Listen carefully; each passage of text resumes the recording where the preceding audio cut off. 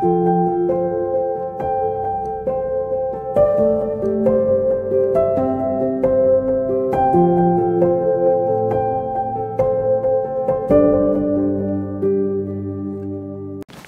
à tous et bienvenue pour ce temps de partage. Ce matin, je vous invite à la lecture de 2 Samuel, chapitre 15, versets 1 à 5. Après cela, Absalom se procura un char et des chevaux, ainsi qu'une garde personnelle de 50 hommes qui couraient devant son char. Il se levait demain matin, se postait au bord de la route qui conduisait à l'entrée de la ville.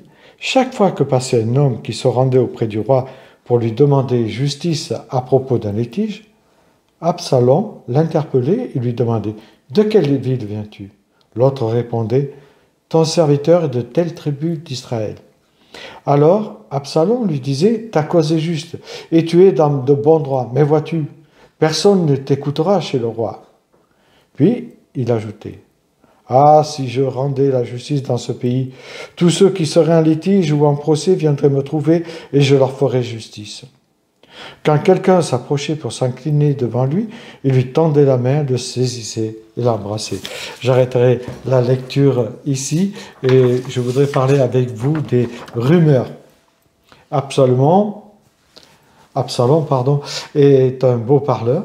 Il a un physique sympathique, plutôt beau, on nous dit le texte, et se présente comme ici, comme le grand justicier du royaume, celui qui réglerait en fait tous les problèmes du peuple. Il fait des promesses, ça les rend joyeux, on le sait, des promesses qu'il ne pourra jamais tenir, ça aussi, on est au courant.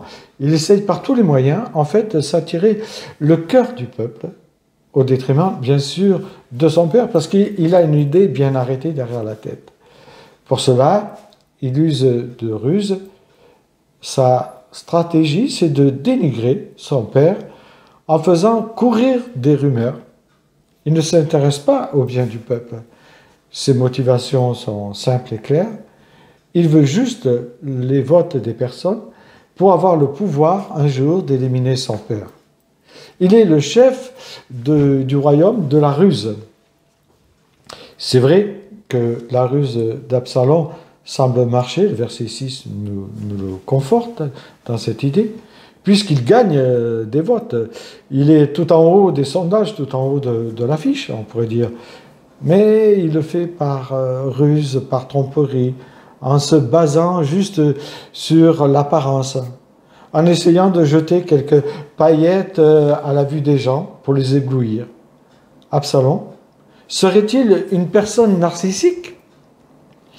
On peut le penser, car sa soif de pouvoir n'a pas de limite ni de frontières. Elle est destructrice, fait preuve d'un intérêt mal placé, fait preuve d'un égoïsme profond, d'un désir de vouloir être aimé plutôt que de chercher le bien des autres. Ceux qui se livrent ont pour seul objectif de paraître supérieurs en dénigrant les autres, en se vantant subtilement, et ça c'est le propre de ceux et celles qui font courir des rumeurs. Connaissez-vous des gens comme ça? Des gens chrétiens ou non chrétiens qui ont fait courir des rumeurs, peut-être à votre sujet, afin de vous isoler, ou de rendre moins crédible, moins populaire aux yeux de vos proches, aux yeux de vos amis. Rumeur et commérage au travail, c'est une forme, on pourrait dire, d'intimidation sociale pour déstabiliser et prendre la place de la personne ou prendre, on pourrait dire, sa notoriété. Les rumeurs sont comme un nuage gris, foncé. C'est une menace indirecte, mais bien réelle. Je citerai Abraham Lincoln qui disait « Vous pouvez tromper quelques personnes tout le temps. Vous pouvez tromper tout le monde un certain temps. Mais vous ne pouvez pas tromper tout le monde tout le temps. » Il savait de quoi il parlait. Avez-vous déjà subi des rumeurs? Est-ce que ces critiques étaient fondées sur des faits ou simplement subjectives ou même exagérées? Si c'est le cas, ignorez-les. Mais dans le cas où les bruits colportés seraient vraiment trop importants pour les ignorer, il est toujours possible de rétablir la vérité. Riposter, mais riposter avec des faits plutôt que vos émotions, ça aura beaucoup plus de puissance et de force.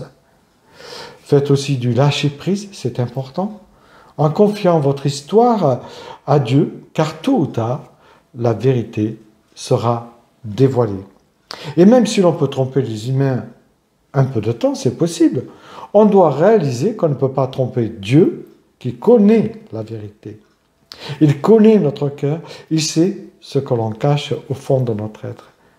Même au plus profond de nous, Dieu sonde par son esprit. Alors, que dirons-nous donc à l'égard de ces choses, à l'égard de ces rumeurs? Si Dieu est pour nous, qui sera contre nous?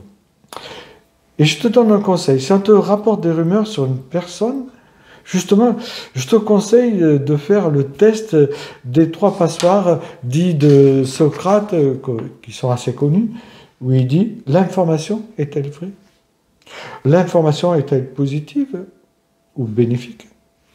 L'information est-elle utile? » Alors, conclut Socrate, si ce que tu as à me raconter n'est ni vrai, ni bien, ni utile, pourquoi me le dire? Je te laisse méditer cette chose.